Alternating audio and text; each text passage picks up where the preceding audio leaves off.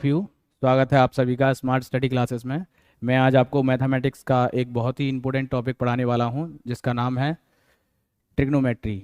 आइए तो सबसे पहले आज हम ट्रिग्नोमेट्री में बात करेंगे राइट एंगल ट्रायंगल की। राइट एंगल ट्रायंगल क्या होता है, जिसको हिंदी में बोलते हैं समकोण त्रिभुज। ऐसा त्रिभुज, सबसे पहले तो त्रिभुज की तीन भुजाएं होती हैं, तीनों कोणों का योगफल 180 डिग्री होता है। बेसिक कंसेप्ट आपको पहले से पता होनी चाहिए। तो राइट एंगल ट्रायंगल जिसे हम कहते हैं समकोण त्रिभुज,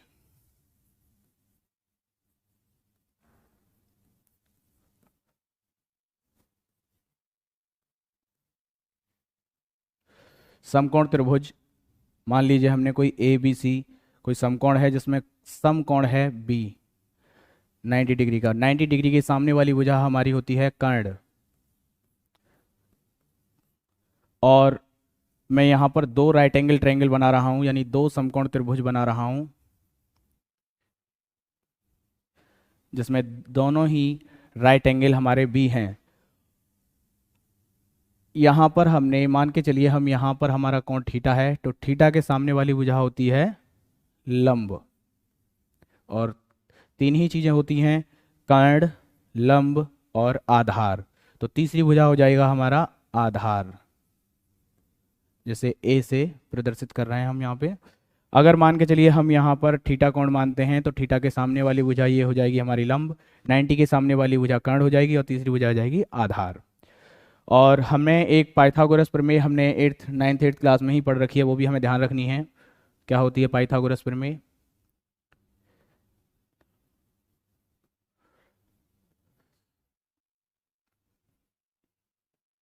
ये आपको ध्यान रखना है। कर्ण का स्क्वायर इजकल टू लंब का स्क्वायर प्लस आधार का स्क्वायर। और एक फॉर्मूला जो आपको याद रखना है,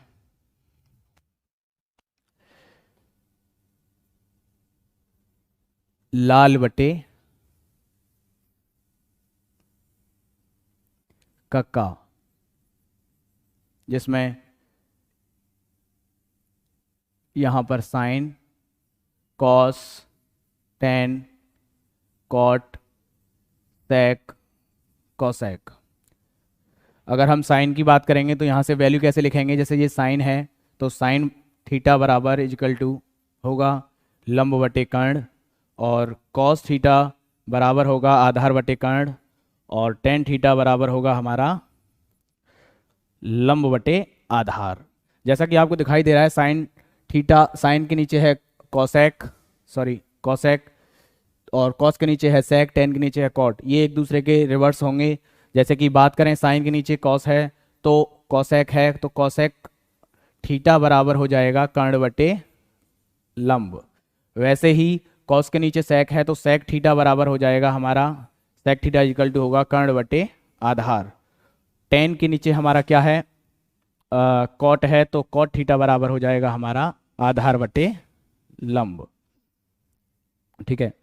अब जस्ट इसका रिवर्स हम एक और सेकेंड टाइप, ये हमारा टाइप 1, टाइप 2। रिवर्स में आपको ध्यान रखना होगा, जैसे मैंने कहा साइन उल्टा है कोसेक का, तो हम इसको इस तरीके से भी लिख सकते हैं कि sine theta is equal to 1 upon cosec theta, या इसी को हम इस तरीके से भी कह सकते हैं कि cosec theta is equal to 1 upon sign theta, या cos theta is equal to 1 upon sec theta, या sec theta is equal to 1 upon cos theta. फिर इसके बाद आएगा हमारा tan theta is equal to 1 upon cot theta, या cot theta is equal to 1 upon tan theta. Next, जैसे कि हमने यहाँ पर लिखा है, जस्ट नेक्स्ट बात करें, एक हमारा होता है tan theta is equal to sin theta upon cos theta. क्योंकि टेन कॉट का उल्टा होता है तो कॉट थीटा बराबर हो जाएगा हमारा cos theta upon sine theta. अब इसके साथ ही हम आपको बताने वाले हैं कुछ साइन ए प्लस बी के फॉर्मूले, टाइप 3 कह सकते हैं।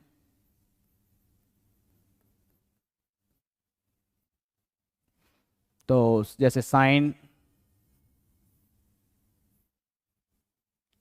ए प्लस बी बराबर होता है sine a cos b plus cos A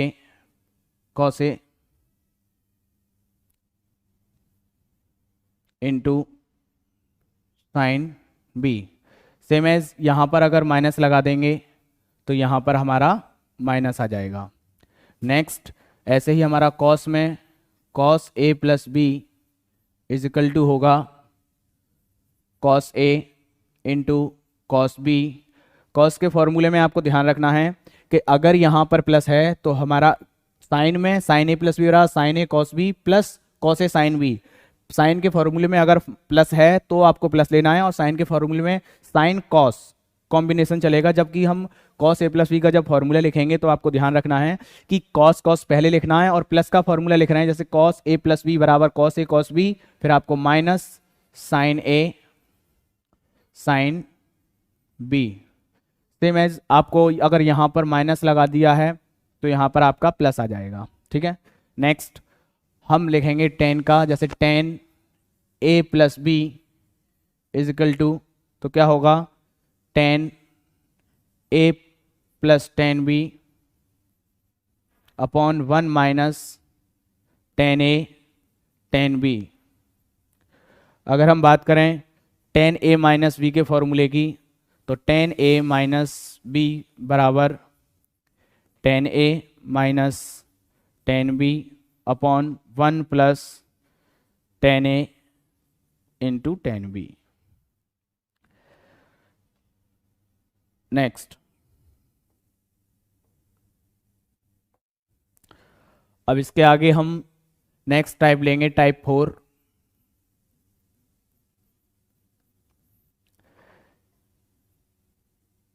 C and d, sine C plus sine d बराबर साइन सी plus D upon 2 into cos सी माइनस डी अपॉन 2। अगर हम लिखते हैं साइन सी माइनस साइन डी का फॉर्मूला, तो यहाँ पर आ जाएगा, सॉरी 2 और लगाना है इसमें। जैसे अगर हम लिखेंगे साइन सी माइनस साइन डी का फॉर्मूला, तो यहाँ पर आएगा 2 cos C plus D upon 2। यानी जब आप साइन सी प्लस साइन डी का फॉर्मूला लिखेंगे तो 2 साइन सी plus D upon 2 into cos सी माइनस डी अपॉन 2। और जब आप साइन सी माइनस साइन डी जब माइनस का फॉर्मूला लिखेंगे तो आपको कॉस प्लस कॉस की जो पद है वो प्लस में रखना है, जैसे कि 2 cos C plus D upon 2 into sine sine वाला पद आपको माइनस में रखना है, C minus D upon 2। Next हम थर्ड की बात करें, cos C plus cos D. जब कॉस कॉस के फॉर्मूला लिखेंगे तो इसमें आएगा 2 cos C plus D upon 2 into cos सी माइनस डी अपॉन 2। इसके बाद नेक्स्ट माइनस का फॉर्मूला लिखेंगे कॉस में, तो यह आएगा cos C minus cos C minus cos D is equal to 2 sign C plus D upon 2 into sin D minus C upon 2।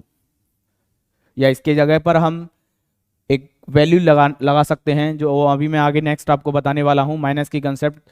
तो हम इसको इस तरीके से भी लिख सकते हैं, 2 साइन सी प्लस डी अपॉन 2। यहाँ आगे माइनस ले लेंगे क्योंकि अब ये वैल्यू चेंज हो जाएगा, साइन सी माइनस डी अपॉन 2। चलिए, तो अब इसके बाद हम बात करते हैं चतुर्थांश की। तो चतुर्थांश हमारा ये चतुर्थांश है, इसमें पहला चतुर्थांश, दूसरा और तीसरा और ये चौथा। अगर हम बात करें, हमने चांदा देखा होगा क्लास में, तो जो चांदा होता है वो इस कुछ इस तरीके से होता है। यहाँ पर लिखा होता है 0 डिग्री, यहाँ 45 डिग्री, और यहाँ होता है यहाँ बनाते हैं इस तरीके से। तो यहाँ आपने देखा होगा, यहाँ पर लिखा होता है 90 डिग्री, यहाँ 0 डिग्री और यहाँ 180 डिग्री। ठीक मिड में आप देखेंगे 45 डिग्री और यहाँ 135 डिग्री। सेम एज मैं यहाँ पर भी ऐसे ही एंगल लिख रहा हूँ, यहाँ 0 डिग्री, यहाँ 90 डिग्री और यहाँ 180, ये 270 डिग्री और यहाँ पर हो जाएगा 360। तो आपको ध्यान रखना है कि पहले क्वाड्रेंट में, पहले चतुर्थांश में ऑल वैल्यू प्लस की होती हैं। ऑल वैल्यू प्लस का मीन्स ये है कि जो trigonometry value sign cos ten, और ये क्या होते हैं साइन कॉस टेन, ये होते हैं हमारे ट्रिग्नोमेट्री रेशियो। ये आपको ध्यान रखना है, sin cos tan cot sec cosec, ये सभी हमारे क्या होते हैं, ट्रिग्नोमेट्री रेशियो होते हैं। क्या होते हैं, त्रिकोणमितीय अनुपात।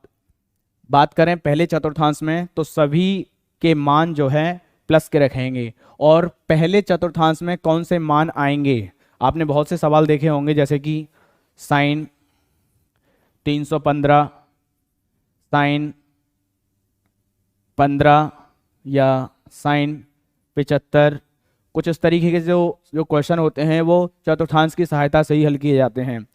अब हम सबसे पहले हमें इसकी चतुर्थांश की कंसेप्ट समझनी होगी कि चतुर्थांश किस तरीके से कौन सी वैल्यू प्लस की होती है। जैसा कि मैंने आपको बताया, यहाँ और पहले चतुर्थांश के जो मान होंगे वो सब प्लस के होंगे, लेकिन पहले चतुर्थांश में कौन सा मान आएगा, यहाँ 0 है या 90 है या 180 है या 270 है, और ये है हमारा 360।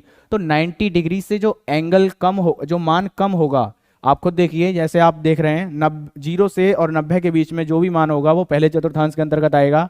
यानी हम इस बात को कुछ इस तरीके से कह सकते हैं कि जो वैल्यू 90 माइनस थीटा, 90 से कम आई, जैसे कि 89 डिग्री, 45 डिग्री, 60 डिग्री, वो सभी वैल्यू पहले चतुर्थांश में आएंगी और सभी वैल्यू कैसी होंगी, प्लस की होंगी। जैसे कि आप कह सकते हो कि सर साइन 60 का मान का जो भी मान आए वो प्लस में ही आएगा, ठीक है। और अगर हम 90 से अपर जाएंगे, ऊपर जाएंगे, तो आप देखेंगे कि वो मान यहीं से निकलेगा 90 प्लस थीटा, ठीक है। और यहाँ पर होता है 180 डिग्री, तो 180 से कम, इसका मतलब हो जाएगा 180 माइनस थीटा, ठीक है। और 180 से अपर जाएंगे तो ये हो जाएगा 180 प्लस थीटा, और 270 से नीचे जाएंगे तो हो जाएगा ये 270 माइनस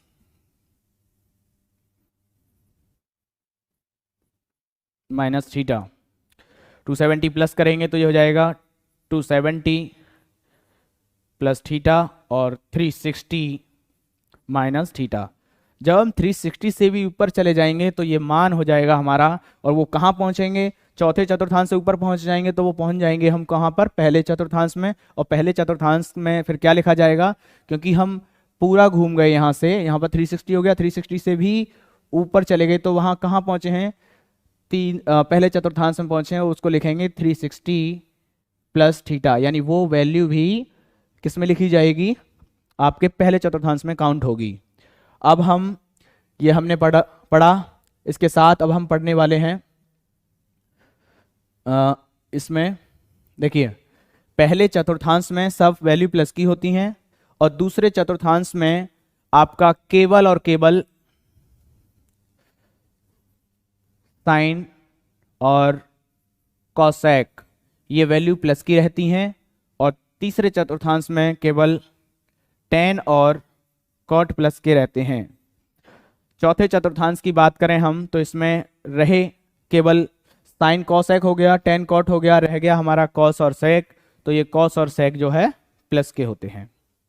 ठीक है, हमने अभी आपको केवल लाल बटे कक्का बताया, साइन और तुम्हारा पाइथागोरस प्रमेय बताया, a प्लस बी के फॉर्मूले बताए, सी एंड डी के फॉर्मूले बताए, चतुर्थांश बता दिया। इसके बाद हम आपको बताएंगे ट्रिग्नोमेट्री टेबल। ठीक है, ट्रिग्नोमेट्री टेबल के लिए सबसे पहले आप इस तरीके से टेबल तैयार करेंगे और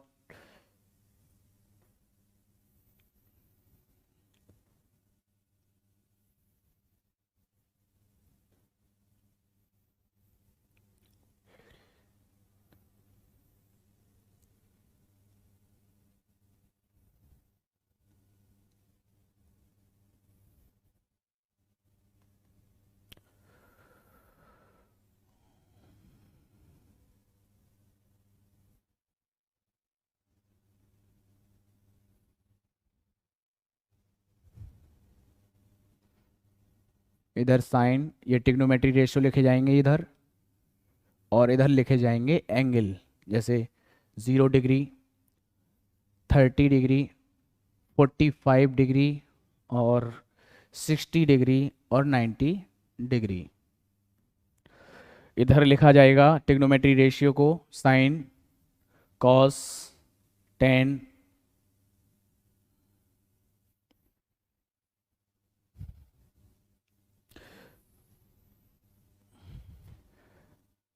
कॉट, सेक और ये हमारा कॉसेक।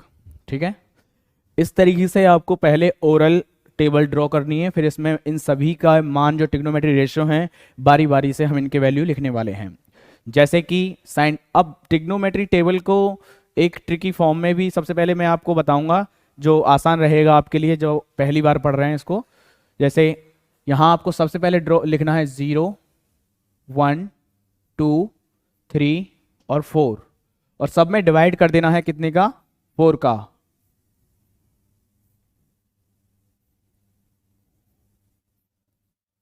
सब का स्क्वायर रूट लेंगे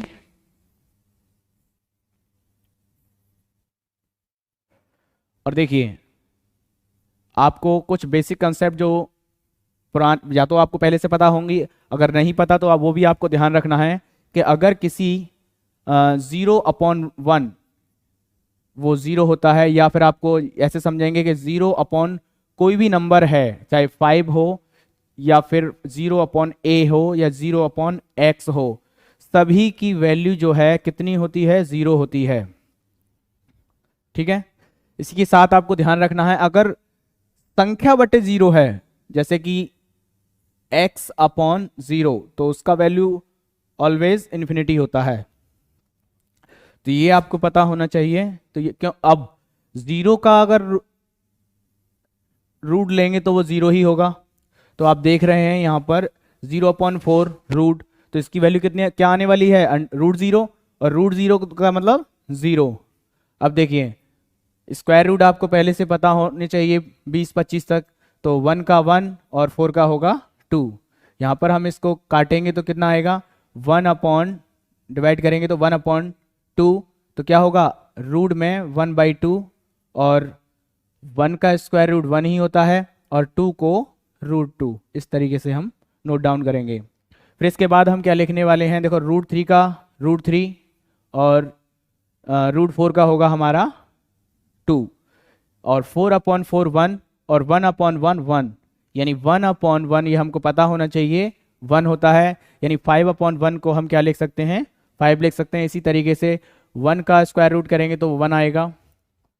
ठीक है, ठीक, अब हमें लिखना है साइन का मान हमारे पास पता है, देखो साइन 0 का मान 0, पढ़ेंगे कैसे, इसी तरीके से ध्यान रखना है आपको। 0 का मान 0 नहीं है, साइन 0 का मान 0 है, साइन 30 का मान 1/2 है, साइन 45 का मान है, साइन 45 का मान है 1/√2, और साइन 60 का मान है √3/2, साइन 90 का मान है 1। अब हमें लिखना है कॉस का मान, तो कॉस का मान लिखने के लिए आपके पास दो तरीके हैं, या तो आप साइन का जो मान लिखें उसको रिवर्स लिख दीजिए, या फिर दूसरा काम यह है कि जैसे आपने लिखा था सबसे पहले जब शुरुआत करी थी ट्रिग्नोमेट्री टेबल बनाने के लिए 0 1 2 3 4, आप इसका रिवर्स लिख लीजिए 4 3 2 1 और 0। बाकी का काम वही करना है, 4 अपॉन रूट 4 अपॉन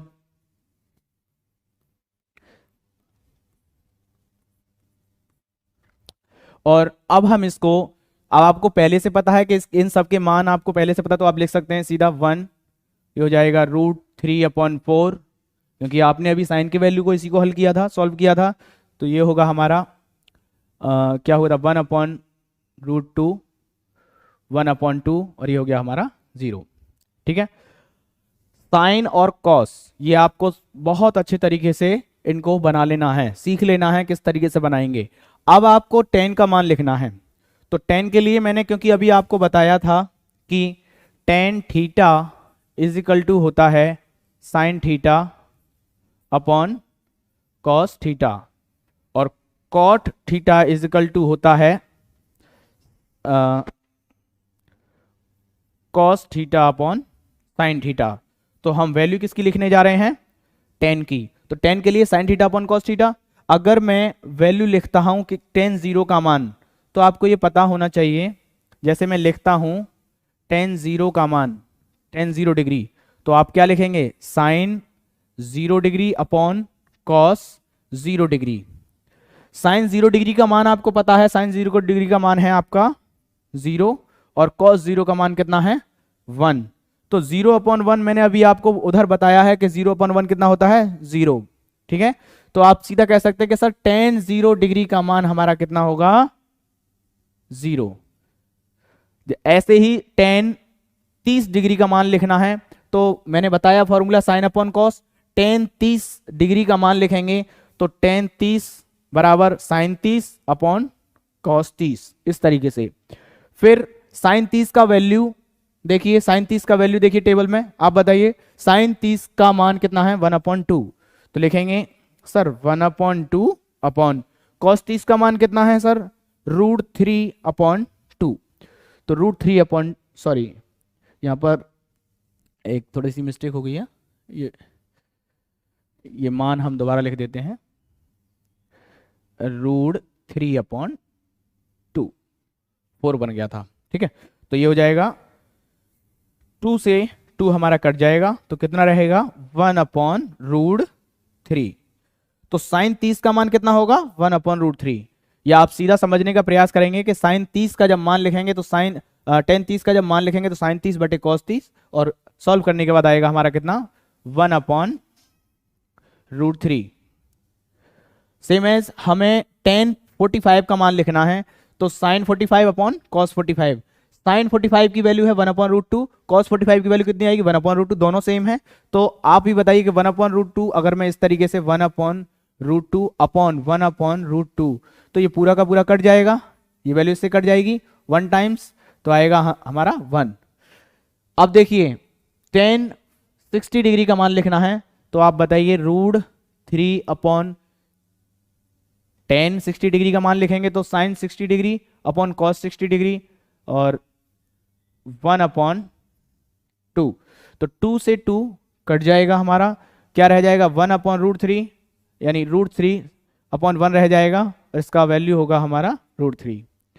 जब हम साइन 90 डिग्री का मान लिखेंगे तो आएगा सॉरी tan 90 डिग्री का मान लिखेंगे तो साइन 90 बटे कॉस 90, यानी साइन 90 का मान है 1 और कॉस 90 का मान है हमारा 0। तो मैंने आपको बताया कि जब भी कभी संख्या बटे 0 या 1/0 हो तो उसका वैल्यू जो है कितना रखना है, आपको इन्फिनिटी रखना है, तो ये आ जाएगा हमारा इन्फिनिटी। अब जो कि मैंने आपको बता चुका हूं, जब आप साइन का मान ऐसे पढ़ रहे हैं तो कॉस का मान ऐसे पढ़ेंगे, सेम एज tan का मान ऐसे पढ़ रहे हैं तो कॉस का मान ऐसे पढ़ेंगे, यानी साइन कॉस के वैल्यू रिवर्स होगा tan कॉट का और sec कोसेक का। तो जब आप कॉट का वैल्यू लिखेंगे तो भी आपको सेम दोनों तरीके हैं आपके पास, या तो आप ये कंसेप्ट लगाएं कि cot theta is equal to cos theta upon sign theta, या फिर आपको इन टेन के मान को जो है उल्टा करके लिख देना है। कैसे? एक इस तरह उल्टा करके भी लिख के बताते हैं। जैसे टेन जो 0 डिग्री का कॉट जो 0 डिग्री का मान होगा वो टेन 90 के मान के बराबर होगा। किस तरीके से? देखिए मैं रिवर्स कर रहा हूं, इन्फिनिटी √3 1 1, क्योंकि मिड में पड़ रहा है दोनों तरफ से 45 डिग्री जो है साइन कॉस के लिए सेम रहेगा। देखिए इन दोनों के लिए, इन दोनों के मान जो है सेम है, ठीक है। ऐसे ही देखिए इन दोनों टेन के और कॉट के सेम रहेंगे, और ऐसे ही हमारे किसके, सेक और कॉसेक के सेम रहेंगे। तो आइए, हाँ जी, हम रिवर्स कर रहे थे, इन्फिनिटी √3 1, ये हो जाएगा 1/√3 और 0।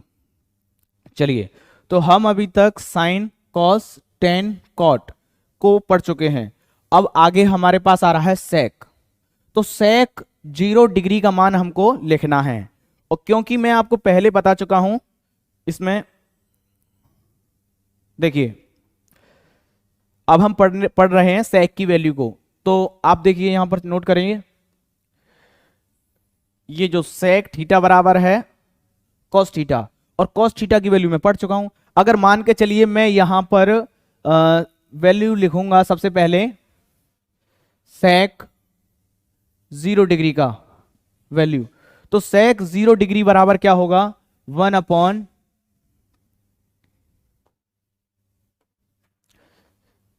ये पेन थोड़ा दूसरा चेंज करते हैं, सेक 0 डिग्री का वैल्यू लिख रहे हैं हम, तो सेक 0 डिग्री बराबर होगा 1/, कॉस 0 डिग्री, ठीक है ना। तो वहां पर, और कॉस 0 डिग्री का मान हम पहले पढ़ चुके हैं, सारे मान 0 का, 30 का, 45 का, 60 का, 90 का। तो वैसे ही हम आपको अब आपको आगे बताने वाले हैं ट्रिग्नोमेट्री टेबल में किस तरीके से लिखेंगे। देखिए सेक 0 डिग्री इक्वल टू क्या होगा, 1/, कॉस 0 डिग्री, तो 1/, कॉस 0 डिग्री, कॉस में 0 डिग्री का मान कितना है, 1, तो सेक, देखिए 1/, कॉस 0 डिग्री, कॉस 0 डिग्री का मान 1, तो ये 1/1 इक्वल टू 1 होगा। अब हम लिखेंगे सेक 30 डिग्री का मान, 30 डिग्री का मान लिखेंगे, तो 1/, कॉस 30 डिग्री, 1/, कॉस 30 डिग्री की वैल्यू है 1/√3/2, 2 चला जाएगा ऊपर। ये कंसेप्ट आपको पहले से पता होना चाहिए, कौन सा, वो मैं यहां लिख के बता देता हूं कि कभी भी A/B और C/D इस तरीके से जब दो फ्रैक्शन की वैल्यू अपने आप में फ्रैक्शन में हो तो वो इस तरीके से क्रॉस मल्टीप्लाई होंगी, ठीक है, A का D में और B का C में। तो जो अपॉन में नहीं है उसको आप अपॉन में बनाते हुए इस तरीके से इसका मल्टीप्लाई करेंगे, तो क्या हो जाएगा, 2 × 1 = 2/√3, ठीक है। तो सेक 30 डिग्री का मान होगा 2/√3। अब हम सेक 45 डिग्री का मान लिखेंगे, तो वो होगा 1/, cos 45, 1/, cos 45, cos 45 का मान है 1/√2, √2/1 करेंगे तो ये इस तरीके से हमारा ऊपर चला जाएगा, क्या होगा, √2/1, यानी क्या आएगा आंसर, √2। सेक 45 का मान होगा √2, ठीक है। आइए अब हम लिखेंगे सेक 60 डिग्री का, तो 1/, cos 60 डिग्री, cos में 60 डिग्री का मान 1/2 है, तो अपॉन 1 करके इसका इस तरीके से सॉल्व करेंगे तो आएगा 2/1 = 2। ऐसे ही सेक 90 डिग्री का मान = 1/, cos 90 डिग्री, cos 1/, cos 90, और cos 90 का मान 0, तो सेक 90 डिग्री का 1/0 और 1/0 को लिखते हैं इन्फिनिटी। चूंकि मैंने आपको बताया सेक और कॉसेक दोनों का मान रिवर्स कर देंगे तो क्या आएगा, इन्फिनिटी 2 √2, 2/√3 और 1। इस तरीके से आगे बढ़ते हैं। ये हमारा ट्रिग्नोमेट्री टेबल है, ये आपको बहुत अच्छे तरीके से करना है। आप हाई स्कूल हो या आगे मैथमेटिक्स में, कभी भी आपको ये ट्रिग्नोमेट्री टेबल आपको बहुत काम आने वाली है। आप दोनों ही कोशिश ये करिएगा, शुरुआत में ट्रिक से बनाइएगा, फिर कम से कम 4 से 5 बार अपनी रफ कॉपी पे ओरली आपको लिखना है, ठीक है, और प्रैक्टिस कर लेनी है इस ट्रिग्नोमेट्री टेबल की, ठीक है। आगे बढ़ते हैं, यहाँ ट्रिग्नोमेट्री टेबल तक ही समाप्त करते हैं, इसके आगे हम नेक्स्ट वीडियो मिलेंगे।